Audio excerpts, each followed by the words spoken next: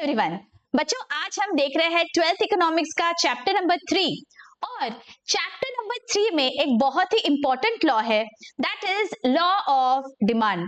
तो ये जो लॉ ऑफ डिमांड है आज हम क्विकली रिवाइज करेंगे along with the assumptions and exceptions.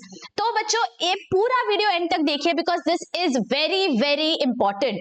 आपको 3 इंपॉर्टेंट लॉज है आपके पूरे सिलेबस में, law of diminishing marginal utility, law of demand and law of supply.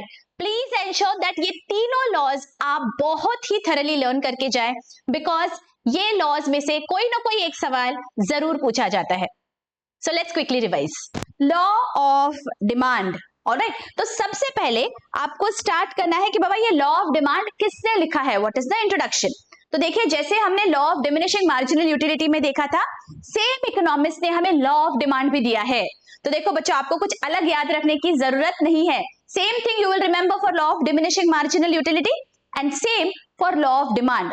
Who is the economist? देखो let me read. The law of demand was introduced by Professor Alfred Marshall in his book Principles of Economics, which was published in 1890। ये हमने last DMU के law में भी देखा था that Alfred Marshall ने उनकी जो बुक लिखी है Principles of Economics 1890 में, उसमें उन्होंने इस लॉ का जिक्र किया है। एंड आगे the law explains functional relationship between price and quantity demanded। क्या एक्सप्लेन करता है ये लॉ? दैट प्राइस और क्वांटिटी इनमें क्या रिलेशनशिप है, इस लॉ के माध्यम से हम वो जानने वाले हैं। So whenever you begin with the law first you have to write this बच्चों, ओके, दैट किसने लिखा है ये लॉ?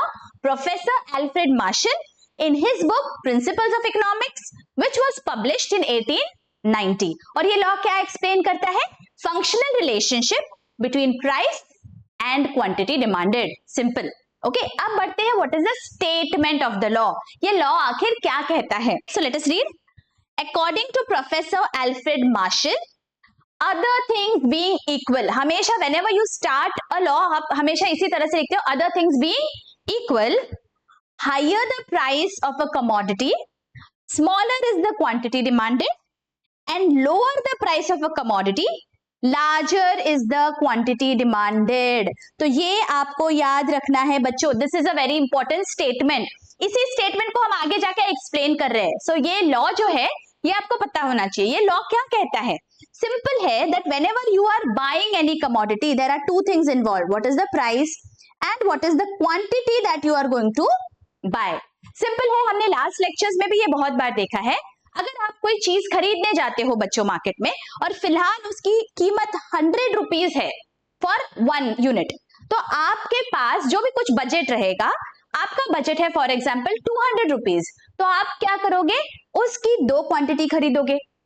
अगर आगे चल के इसकी प्राइस कम हो गई, फॉर एग्जांपल इसकी प्राइस हो जाती है 50, तो आप कितनी क्वांटिटी खरीदोगे? Now you have 200 rupees with you, so how much will you buy? You will buy 4 of that quantity। आगे चल के उसकी प्राइस और रिड्यूस हो जाती है, फॉर एग्जांपल 20 हो जाती है, तो आप क्या करोगे? You have 200 rupees with you, so you are obviously going to buy how much?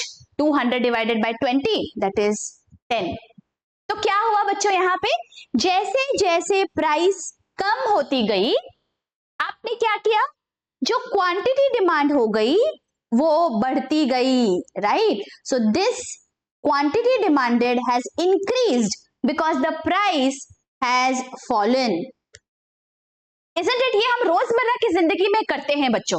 Similarly इसका उल्टा होगा, अगर किसी चीज की पहले कीमत 20 रुपए थी, आप 10 क्वांटिटी खरीद पा रहे थे, लेकिन जैसे जैसे उसकी प्राइस अगर बढ़ती जाएगी तो ऑब्वियसली आप जितनी क्वांटिटी डिमांड कर रहे हो वो कम होती जाएगी, isn't it?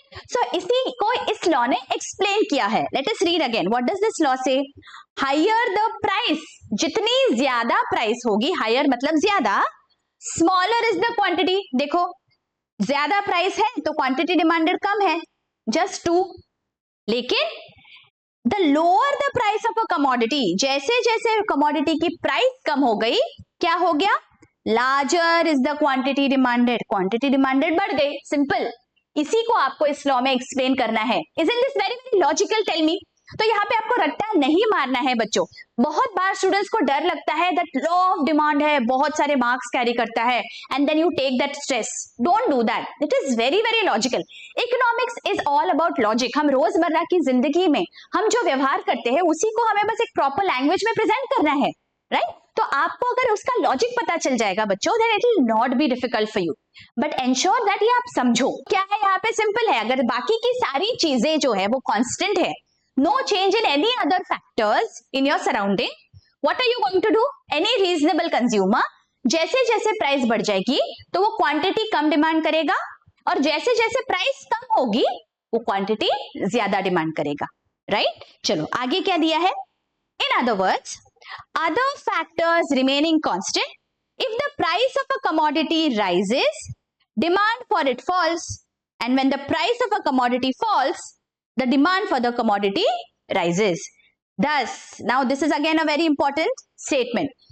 Thus, there is an inverse relationship between price and quantity demanded. आपको ये पूछा जा सकता है that price और quantity demanded में कौन सा relationship है? Inverse relationship. इनवर्स इसका क्या मतलब होता है? उल्टा। सिंपल लैंग्वेज में ऑपोजिट। मतलब क्या हुआ यहाँ पे? देखो, प्राइस इज मोर ना, ऑपोजिट का क्या मतलब है? देखो, प्राइस यहाँ पे हाई है तो डिमांड यहाँ पे लो है, और जैसे प्राइस लो हो गई डिमांड हाई हो गई ना, सो दिस इज उल्टा।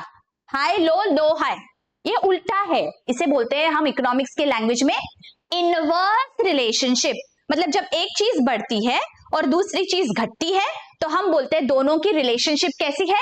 इनवर्स है, राइट? अब बच्चों कोई भी लॉ होता है तो it is based upon certain assumptions, right? Economist हमेशा कुछ ना कोई assumptions करते हैं जिसके ऊपर उनका लॉ बेस्ड करते हैं, राइट? तो यहाँ पे भी लॉ ऑफ डिमांड के सर्टेन assumptions है, जो assumptions के बगैर law is not going to hold true.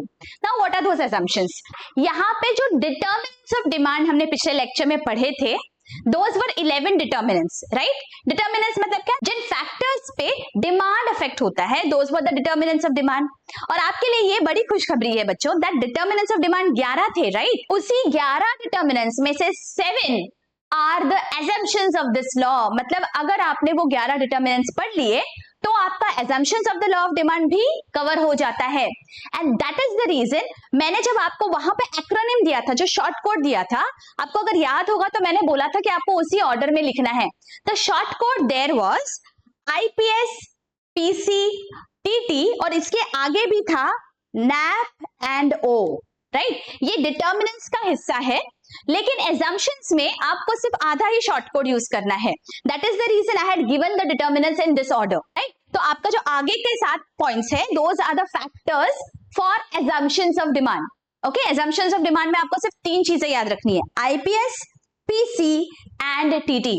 Those who have not seen the lectures on determinant of demand, please go and check that out. Determinants में हमने बहुत detail में ये सब देखा हुआ है बच्चों। Okay, IPS, PC and TT is your short form. हमने ये देखा था कि अगर हम किसी के घर पे जाते हैं और बच्चों को पूछते हैं कि यार आपको क्या बनना है आगे चल के, तो कोई बच्चा बोल सकता है बाबा मुझे IPS बनना है, so that is why the first code here is IPS. कोई बोलेगा मुझे PC पे बैठ के गेम्स खेलने हैं, so second code is PC, and the third one is कोई बोलता है बाबा मुझे TT खेलना है, so TT is our third code. So IPS, PC and TT is what you have to remember for assumptions of the law of demand. So now let us see हर कोई जो short code है what does it stand for? I जो सबसे पहला है it stands for income. अब ये assume क्या करता है that there has to be no change in certain factors, only then this is going to hold true, only then the law of demand will hold true. तो सबसे पहला factor जिसमें कोई चेंज नहीं आना चाहिए that is income of the individual. Isn't it true? अगर अपना इनकम बढ़ जाएगा तो obviously what we are demanding will increase. अगर हमारा इनकम कम हो जाएगा तो ऑब्वियसली जो हम डिमांड कर रहे हैं वो कम होगा, तो हमारा इनकम जो है that will affect the quantity that we are demanding. इसीलिए अल्फ्रेड मार्शल बोलते हैं दैट बाबा ये अगर लॉ आपको होल्ड करना है ट्रू, तो बाबा आप ये अज्यूम करिए that income of that individual is constant. Income change होगा, फ्लक्चुएट होगा, तो फिर इसका क्वांटिटी डिमांडेड पे असर हो जाएगा। बट अल्फ्रेड मार्शल को तो सिर्फ प्राइस और क्वांटिटी डिमांडेड का रिलेशनशिप फाइंड करना था, इसीलिए उन्होंने कुछ जो वेरिएबल्स है उन्हें कांस्टेंट पकड़ा है। तो first variable is income. Late us read first point है, देखिए टेक्स्ट बुक में, constant level of income. If the law of demand is to find true, then consumers' income should remain constant. If there is a rise in income, people may demand more even at a given price. Isn't this very very logical? अगर household का income बढ़ जाएगा तो obviously quantity demanded is going to increase. Alfred Marshall को ये confusion नहीं चाहिए था, इसीलिए उन्होंने बोला कि बाबा for my law, assume income of that individual is constant. Right, so first point हमारा है कांस्टेंट इनकम. सेकंड क्या है पॉइंट, देखिए IPS. P stands for future prices. Let us read. देखिए यहाँ पे point number 5. No expectation about future changes in prices. It is assumed that consumers do not expect any further change in price in the near future. If consumers expect a rise in the prices in the future, they may demand more in the present even at existing high price. अब इसका क्या मतलब होता है? Simple example है बच्चों, जब भी हमें इस तरह की अनाउंसमेंट मिलती है दैट पेट्रोल या डीजल के प्राइसेस बढ़ने वाले हैं, तो आप क्या देखते हो? हम आसपास देखते हैं that everybody is rushing to the petrol pumps. Why does that happen?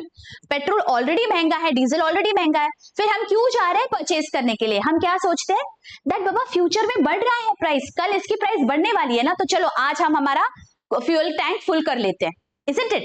तो हमने क्या किया, even though the price right now is high, but I know, I am expecting that कल जाके फ्यूचर में जाके प्राइस बढ़ने वाली है, तो मैंने आज ही उसका डिमांड ज्यादा कर दिया, मैंने ज्यादा खरीद लिया. तो what do consumers do when they know that future में प्राइस बढ़ने वाली है? तो even though right now the price might be high, they are going to buy more of that commodity. और इसका उल्टा होगा, अगर हमें पता चल रहा है दैट फ्यूचर में शायद इसकी प्राइस कम होगी. देखिए हम शेयर मार्केट में ये बहुत बार देखते हैं, आपके अगर पेरेंट्स डील करते होंगे शेयर मार्केट में तो you can check with them. ये स्पेक्यूलेशन होता है, जिसे हम सोचते हैं दैट अच्छा फ्यूचर में जाके इसकी प्राइस कम होने वाली है, so right now I am not going to buy it, because if I buy it right now मेरा नुकसान हो जाएगा, बिकॉज आई नो फ्यूचर में जब प्राइस कम होगी ना तब हम खरीद लेंगे, अभी क्या जल्दी है, right? So now Alfred Marshall is telling us that I am assuming that ऐसा कुछ भी इंफॉर्मेशन हमारे जो कंज्यूमर्स है उनके पास नहीं है कि फ्यूचर में प्राइस क्या होने वाली है, इसका कोई स्पेक्यूलेशन नहीं होना चाहिए. So again let us read. It is assumed that consumers do not expect any further change in price. उन्होंने कुछ भी चेंज प्राइस में एक्सपेक्ट नहीं किया है. इफ कंज्यूमर्स एक्सपेक्ट, अगर वो करते हैं तो क्या होगा? If consumers expect a rise in the prices in the future, they may demand more in the present, even at an existing high price, right? तो हमेशा पेट्रोल डीजल का एग्जाम्पल आप याद रखिए, बिकॉज वो एकदम ही रेलिवेंट है जो हम रोजमर्रा की जिंदगी में देखते हैं. ऑलराइट, थर्ड पॉइंट क्या है, देखो IPS. I से हमने देखा कांस्टेंट इनकम, P से हमने देखा दैट प्राइसेस में कोई भी फर्दर चेंज एक्सपेक्टेड नहीं होना चाहिए, एंड S क्या है, देखिए S stands for substitute goods. अभी substitute goods के बारे में क्या कहता है, let us see. Point number 3. Prices of substitute goods remain constant. It is assumed that prices of substitutes remain unchanged. Any change in the price of the substitute will affect demand for the commodity. ये भी हमें पता है. Substitute goods मतलब क्या? A और B ये दोनों जो भी goods है, if they are substitutes मतलब अगर आप A खरीदोगे तो आपको B की जरूरत नहीं है, और अगर आपने B खरीदा तो आपको A की जरूरत नहीं है, right? They substitute each other. For example, Pepsi and Coke. अगर आप पेप्सी की बहुत ज्यादा प्राइस बढ़ गई तो क्या होगा?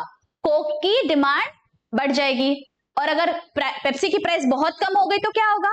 कोक की डिमांड भी कम हो जाएगी. सो जो सब्स्टिट्यूट गुड का प्राइस है that is affecting the demand for your commodity. So that is why Alfred Marshall बोलते हैं बाबा कंफ्यूजन नहीं चाहिए, सब्स्टिट्यूट गुड्स है ना तो उनकी प्राइस भी कांस्टेंट रहने दो, otherwise my law is not going to hold true. So what has Alfred Marshall assumed here? That substitute goods की प्राइस कांस्टेंट है, कोई भी चेंज नहीं है उनके प्राइसेस में. ऑलराइट, अब फोर्थ पॉइंट देखते हैं IPS. Fourth is PC. P stands for population. Population जो है, साइज ऑफ द पॉपुलेशन जो है that is obviously going to affect the demand. For example अगर हमारी पॉपुलेशन बढ़ गई तो demand obviously is going to increase, isn't it? तो अगेन यहाँ पे अल्फ्रेड मार्शल बोलते हैं कि बाबा अज्यूम करिए दैट पॉपुलेशन भी कांस्टेंट है, पॉपुलेशन में ना ही कोई इंक्रीज हो रही है ना ही कोई decrease. So let us read, this is point number 2. No change in the size of population. It is assumed that size of population remains unchanged. Any change in the size and composition. Composition मतलब क्या? But कितने mail है, कितने female है, कितने children है, कितने बूढ़े लोग हैं, इसमें भी जो कॉम्पोजिशन है अगर ये भी चेंज हो जाता है तो obviously prices of certain goods is going to increase, certain goods is going to decrease. तो अल्फ्रेड मार्शल बोलते हैं नो, जो पॉपुलेशन का अब कॉम्पोजिशन है, अब जो साइज है, that has to remain constant for my law to hold true. Okay, चलो नेक्स्ट पॉइंट क्या है? 5th, C stands for complementary goods. हमने सब्स्टिट्यूट गुड्स देख लिए. सिमिलरली जो कॉम्प्लीमेंट्री गुड्स है ना, उनकी प्राइस भी कांस्टेंट चाहिए. सो let us read point number 4. Prices of complementary goods remains constant. It is assumed that prices of complementary goods remains unchanged because a change in the price of one good will affect the demand for the other. Complement जो करते हैं goods, हमने example देखा था पहले, जैसे car और fuel है, they are complementary to each other. अगर फ्यूल की प्राइसेस बढ़ गई तो कार की क्वांटिटी डिमांड में अफेक्ट हो जाएगा. इवन तो कार की प्राइस में कोई चेंज नहीं आया है, बट अगर फ्यूल की प्राइस बढ़ गई तो कार के डिमांड पे अफेक्ट होगा. अगर फ्यूल की प्राइस कम हो जाती है तो भी कार के डिमांड पे अफेक्ट होता है. तो इसीलिए यहाँ पे अल्फ्रेड मार्शल बोलते हैं दैट बाबा जो भी कॉम्प्लीमेंट्री गुड्स है उनके भी प्राइस में there has to be no change. Substitute goods की भी प्राइस मुझे कांस्टेंट चाहिए, कॉम्प्लीमेंट्री गुड्स की भी प्राइस मुझे कांस्टेंट चाहिए for this law to hold true. Okay, तो हमने अभी कौन से पॉइंट्स देख लिए बच्चों? Let us revise. IPS and PC. I stands for constant income, income में कोई चेंज नहीं होना चाहिए. P stands for future changes in prices. मतलब अगर जो भी speculation है whether there will be an increase or decrease in the future of the prices, वो नहीं होना चाहिए. S stands for substitute goods के prices, वो constant चाहिए. P stands for population, population भी हमें unchanged चाहिए. And C stands for complementary goods, जो complementary goods है उनके prices भी unchanged चाहिए. And last दो कौन से है देखो, last बचा है T and T. T stands for tastes, habits and preferences and the second T stands for taxation. तो अगेन यहाँ पे अल्फ्रेड मार्शल बोलते हैं that taxation में भी कोई फर्क नहीं आना चाहिए. There has to be no change. There has to be no change in tastes and preferences of the consumers. Let us read. देखिए point number 6 and 7. No change in tastes, habits, preferences. It is assumed that consumers' tastes, habits, preferences, fashions, etc. should remain unchanged. Any change in these factors will lead to a change in demand. मतलब अगर किसी चीज की fashion है for example, तो obviously उसकी demand बढ़ जाएगी irrespective of the price. That is why Alfred Marshall यहाँ पे बोलते हैं दैट नथिंग डूइंग. हमें ये अज्यूम करना है दैट जो फैशन चल रही है वही चले आ रही है, जो टेस्ट है, जो प्रेफरेंसेस है कंज्यूमर्स के, that is constant, those are not fluctuating.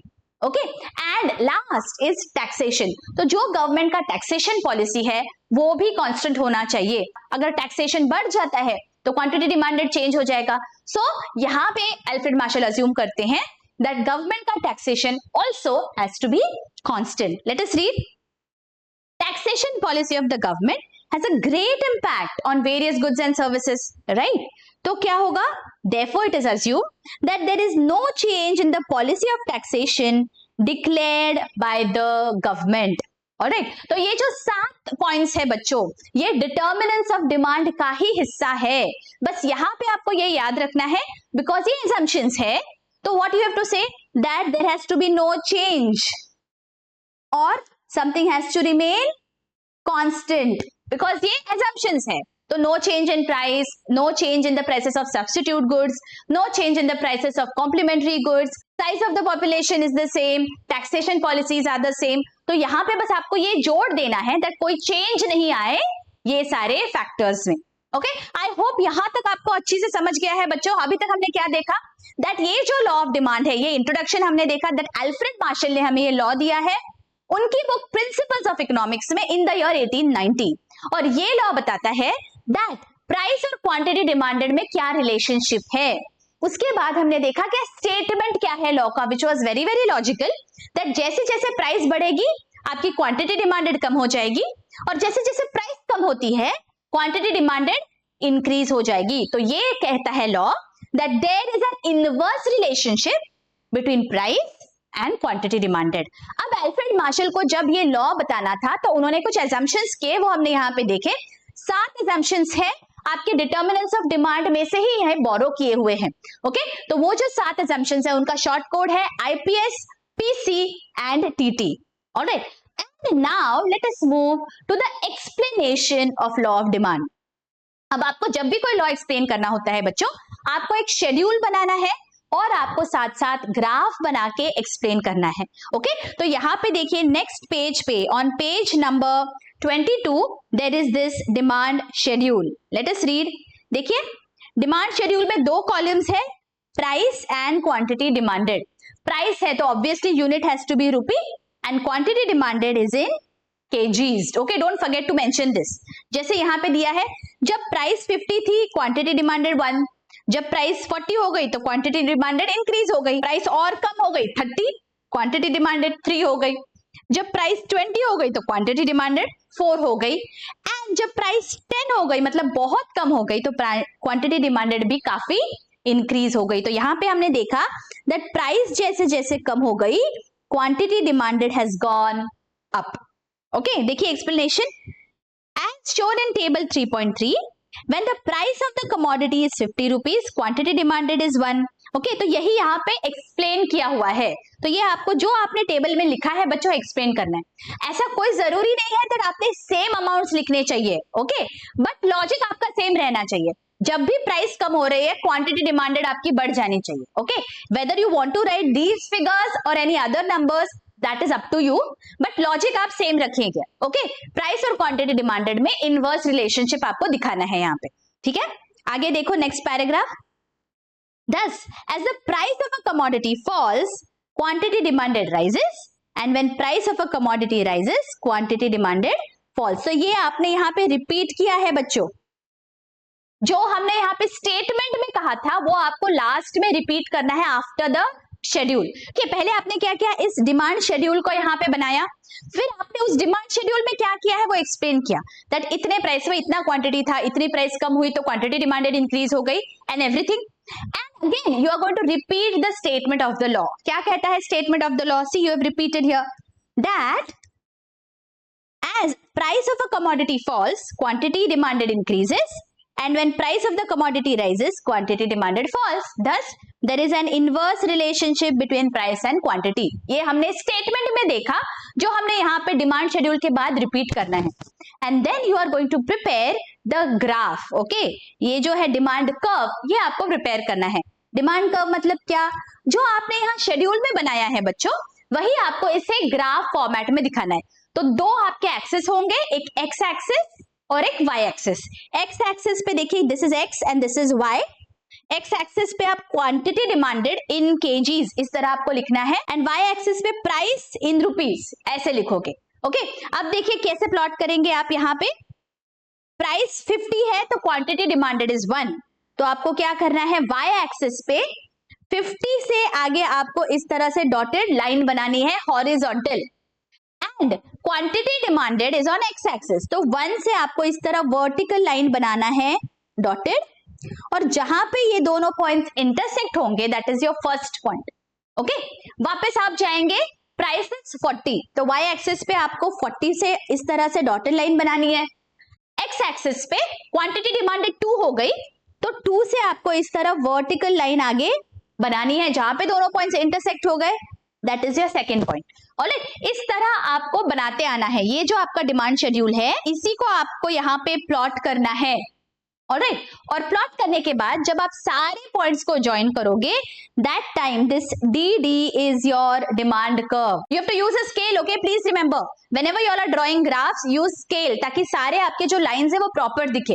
तो यहाँ पे डिमांड कर्व का अगर आप देखेंगे तो स्लोप डाउनवर्ड्स है। Again you have to explain this. देखिए, X axis represents demand for the commodity, Y axis represents price. DD is the demand curve. Now देखिए, demand curve slopes downward from left to right due to an inverse relationship between price and quantity demanded. तो isn't this very very easy? आपने क्या किया बच्चों, demand curve बनाया और वापस आपने डिमांड कर्व में क्या बनाया है वो आपको यहाँ एक्सप्लेन करके again you have to conclude by saying that there is an inverse relationship between price and quantity demanded and that is the reason demand curve slopes downward. ये भी बहुत इंपॉर्टेंट है, आपको ऑब्जेक्टिव टाइप में भी पूछा जा सकता है that डिमांड कर्व का स्लोप क्या है. डिमांड कर्व का स्लोप कैसा है, देखिए डाउनवर्ड है, ऊपर से नीचे आ रहा है, इसलिए हम बोलते हैं downward. Is this very very clear?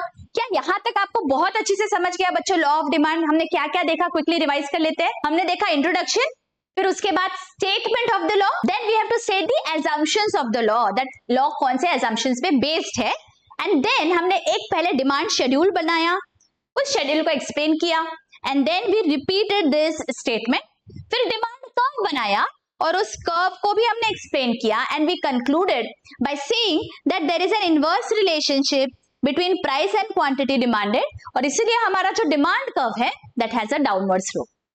Right? Exceptions to the law of demand. क्या लिखा है? Let us read. There are certain exceptions to the law of demand. It means, इसका मतलब क्या है देखो, that under exceptional circumstances, consumer buys more when the price rises. मतलब यहाँ पे उल्टा हो रहा है, प्राइस बढ़ गई फिर भी कंज्यूमर ज्यादा बाय कर रहा है, या फिर buys less when the price of the commodity falls. अरे भैया प्राइस कम हो गई है फिर भी आप क्वांटिटी डिमांड कम कर रहे हो, ऐसा कैसे हो सकता है? तो यही हमें देखना है, ये एक्सेप्शन है. क्या लिखा है देखो आगे, in such cases demand curve slopes upwards from left to right. देखिए नॉर्मल डिमांड कर्व हमने लास्ट लेक्चर में देखा था जिसका स्लोप डाउनवर्ड है, लेकिन अगर एक्सेप्शन है तो क्या होगा, the slope is going to go upwards. तो यहाँ पे आपको पूछा जा सकता है ऑब्जेक्टिव टाइप में कि अगर एक्सेप्शनल डिमांड कर्व है तो उसका स्लोप कैसा है. एक्सेप्शनल है तो स्लोप अपवर्ड्स है, बट नॉर्मल डिमांड कर्व का स्लोप हमेशा इस तरह से डाउनवर्ड होना चाहिए. ओके, अब जो एक्सेप्शंस है वो क्या है, लेट अस सी. ये एक्सेप्शंस याद रखने के लिए मैंने एक इंटरेस्टिंग शॉर्ट कोड बनाया हुआ है बच्चों यहाँ पे. This says GPS HIP. Okay, 6 exceptions है यहाँ पे. GPS HIP. What does G stands for? The first exception, which is the most important, G stands for Giffen's paradox. ये बच्चों आपको अलग से ऑब्जेक्टिव टाइप में भी पूछा जा सकता है, ओके, या शॉर्ट नोट में भी पूछा जा सकता है. दैट गिफेंस पैराडॉक्स का क्या मतलब है? तो फर्स्ट पॉइंट हमारा है Giffen's paradox. Let us read. Inferior goods or low quality goods are those goods whose demand does not rise even if the price falls. मतलब ऐसे कोई गुड्स हो सकते हैं जो क्वालिटी जिनकी बहुत खराब है, लो क्वालिटी गुड्स है, इंफीरियर गुड्स है. तो ऐसे गुड्स के केस में हमें एक इकोनॉमिस्ट ने बोला है जिनका नाम गिफिन है, वो हमें कहते हैं दैट अगर इंफीरियर क्वालिटी गुड्स है, लो क्वालिटी गुड्स है और उनकी प्राइस कम हो गई तो उनकी डिमांड नहीं बढ़ने वाली, बिकॉज उनकी क्वालिटी ऑलरेडी बहुत खराब है. They are inferior quality goods. Okay, times demand decreases when the price of such commodity falls. यहां तक बोल रहे हैं गिफिन दैट अगर वो कमोडिटी जो इंफीरियर क्वालिटी के हैं उनकी प्राइस कम हो गई तो उनकी डिमांड भी कम हो जाएगी, ये भी हो सकता है. उन्होंने एक एग्जाम्पल दिया है, let us read that example, फिर मैं आपको एक्सप्लेन करती हूँ. Sir Robert Giffen observe this behaviour in England in relation to bread. He noted that when the price of bread declined, people did not buy more because of an increase in their real income or purchasing power. They preferred to buy superior good like meat. This is known as Giffen's paradox. अब इसका क्या मतलब है? Now let us understand. ये बहुत सालों पहले उन्होंने इंग्लैंड में ऑब्जर्व किया है. तो कुछ जो वर्किंग क्लास पीपल थे जिनके पास बहुत ज्यादा पैसे नहीं थे, they had limited resources. For example, let us assume that किसी के पास 100 रुपीज है, पूरे फैमिली का अगर हमें खाना खिलाना है, हमारे पास 100 रुपीज है, तो वी हैव 2 चॉइसेस. हमारे पास है bread and then we have meat, but obviously meat is going to be expensive and bread जो है, बिकॉज हमारा इनकम कम है तो हम एकदम लो क्वालिटी का ब्रेड अभी खरीद रहे हैं, इंफीरियर गुड है हमारे लिए। Now let us assume that हमारा जो हाउस होल्ड है उसका इनकम 100 रुपीज है, 100 रुपीज में हमें ये फिट करना है, थोड़ा ब्रेड खरीदेंगे और थोड़ा हम मीट खरीद सकते हैं। अब हमने अगर ऐसे सोचा है दैट ओके 40 रुपीज का हम ब्रेड खरीद लेंगे, ऑलराइट, और जो मीट है वो बाकी का पैसे में मीट आ जाएगा, तो अभी 100 minus 40 that is 60 rupees. Okay, ये नॉर्मल सिचुएशन में ये हो रहा है किसी हाउस होल्ड में। अब क्या होता है, अब जाके जो ब्रेड है वो ऑलरेडी इंफीरियर क्वालिटी का है, उसकी कीमत और कम कर दी। नाउ दिस ब्रेड की कीमत हो गई है 30 रुपीज। यहाँ पे गिफन क्या बताते हैं कि अगर ये जो इंफीरियर क्वालिटी का ब्रेड है उसकी कीमत कम हो गई है तो हम ब्रेड की क्वांटिटी को नहीं बढ़ाएंगे, हम क्या करेंगे, यहाँ पे हमारे पास जो एक्सेस 10 रुपीज बच रहे हैं ना, देखिए 40 माइनस 30, ये 10 रुपीज एक्स्ट्रा बच गए हमारे पास, तो हमने क्या किया, वो 10 रुपीज हमने मीट खरीदने में लगा दिए, तो यहाँ पे हम 70 रुपीज का मीट खरीदेंगे।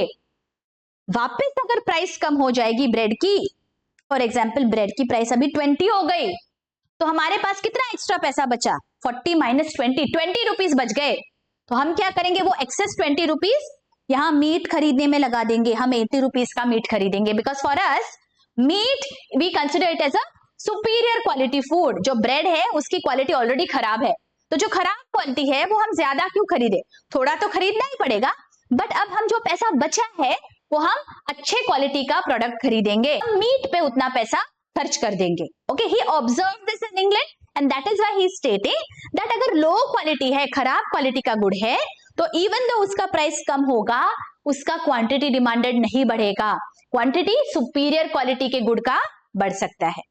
Is this very very clear?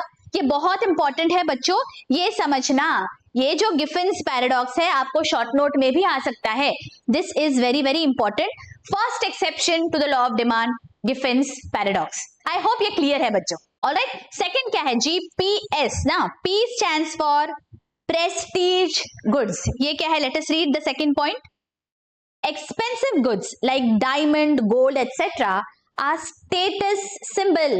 So rich people buy more of it even when their prices are high. ये तो हम देखते हैं ना आस पड़ोस में, प्रेस्टीज गुड्स जो होते हैं जिससे आप आपकी इमेज बनाते हो, आपको ऐसे लगता है जितनी महंगी गाड़ी होगी या जितने में डायमंड्स या गोल्ड खरीदेंगे उतना हमारा प्रेस्टीज होगा सोसाइटी में, उतना रेप्यूटेशन होगा।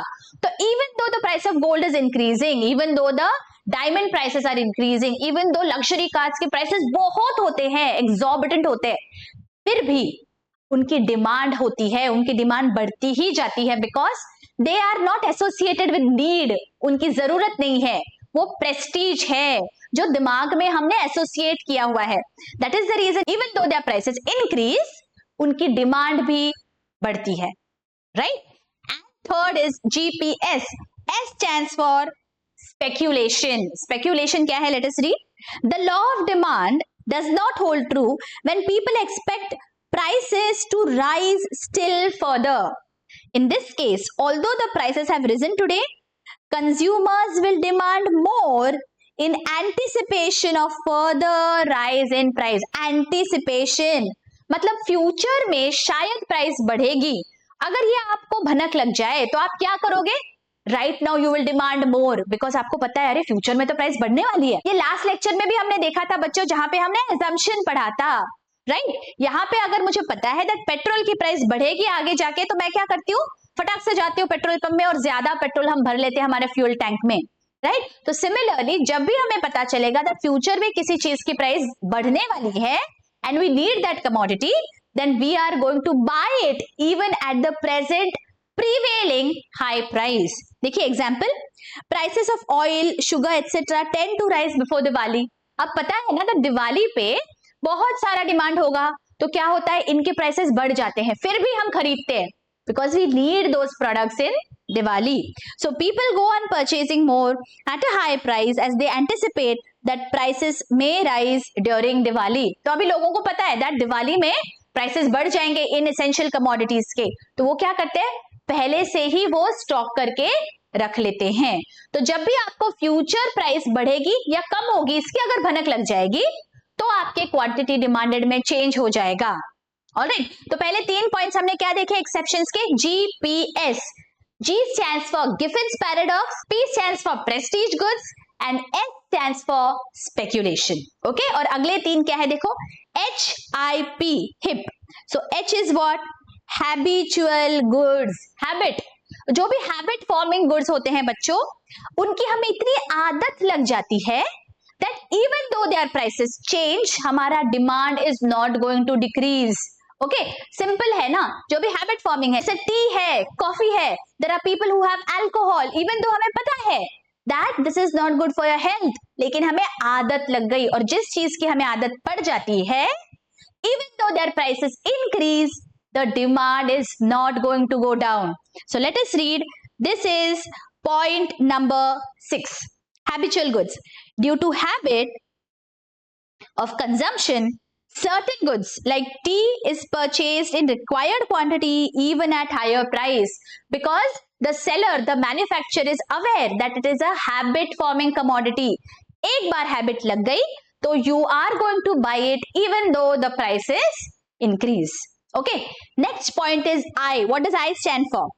I stands for ignorance. Let us read. Ignorance का क्या मतलब होता है? Point number 5.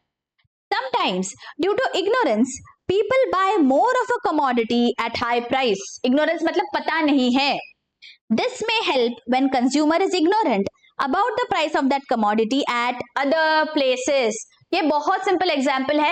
अगर आपको मम्मी ने बाहर भेजा और आपको बोला कि जा बाहर जाके सब्जी लेके आ, एंड मम्मी ने आपको प्राइस नहीं बताई, तो what are you going to do? You go and you just purchase that particular commodity even though you don't know what is the price. आपको शायद वो ज्यादा में भी सब्जी बेच देगा तो आपको पता नहीं चलेगा. फिर आप घर पे आते हो, फिर मम्मी बोलती है दैट अरे इतने में कैसे खरीद लिया, इसकी तो प्राइस कम थी. Now why did you purchase it at a particular price? Because you are ignorant about the prevailing prices. आपको जब अगर पता ही नहीं है that इस चीज का क्या भाव चल रहा है मार्केट में, तो you are going to buy at whatever price because you are ignorant. So our point here, our exception is if a person is not aware, if he is ignorant, he is going to buy more even at a higher price. Okay, and our last point is price illusion. Illusion मतलब हमें एक भ्रम होता है, उसे हम बोलते हैं illusion. Now let us read point number 4. Consumers have an illusion that high price goods are of a better quality. हमें इस तरह लगता है कि बाबा अगर किसी चीज की प्राइस ज्यादा है ना, इसका मतलब उसकी क्वालिटी अच्छी होनी चाहिए, राइट? तो इस तरह का भ्रम होता है, इल्यूजन होता है बहुत बार.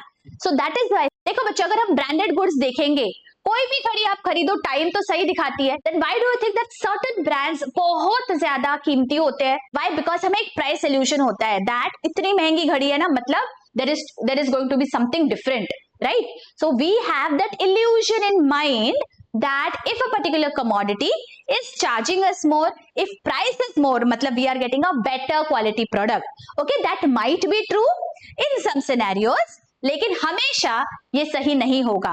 दैट इज व्हाई हम इसे बोलते हैं there is an illusion of price, that अगर प्राइस ज्यादा है इसका मतलब इसकी क्वालिटी बेटर है. Okay, let us read. Therefore the demand for such goods tends to increase with a rise in prices.